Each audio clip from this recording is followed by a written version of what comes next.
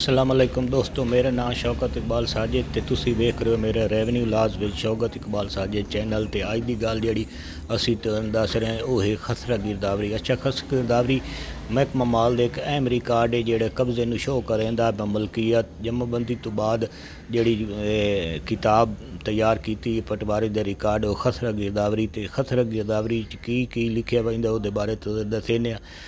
खसरा गिरदावरी दे मुरबे किला जात ते कनाल ते मरले तक लिखे वेंदे ते लिखिया वेंदा है कि इस फलां मुरबे दे मिसलन 25 किले विच फलां बंदे कणक इतनी गड्डी है, इतना बरसीन गड्ढे है, इतना कमांद गड्ढे, यानी कि जो फसलात भी होंदियां वो खसरा गिरदावरी च ओहदा जिक्र किया वहिंदा। ते गिरदावरी जिहड़ी कब्जे ने शो करेंदी है। ते ये खसरा गिरदावरी च अगर अदालतां दे केस रेवन्यू मामलात ते जांदे ते खसरा गिरदावरी जे कब्जा है वो मेनटेन शो करेंदा है। ते खसरा गिरदावरी जिहड़ी है वो बहुत हम जरूरी है। तुसां जिहड़े दोस्त साडे काश्तकार खसरा गिरदावरी ते खास तौर नज़र रखी करो, सूझ बूझ लगे अगर कुछ तुसा लैना रकबा लैना रिहाइश वास्ते वो भी खसरा गिरदावरी जिक्र कराया वने। अगर तुस कोई फसल काश्त करेंदे ठेके ते लाए के काश्त करेंदे या मलकियत करेंदे या तुस कितू रकबा मोल लाए के अपने ना कराया ते टोटल खसरा गिरदावरी दे विच जिक्र कराया करो ताकि तुहाडा कब्जा शो करे। अगर मेरी वीडियो अच्छी लगे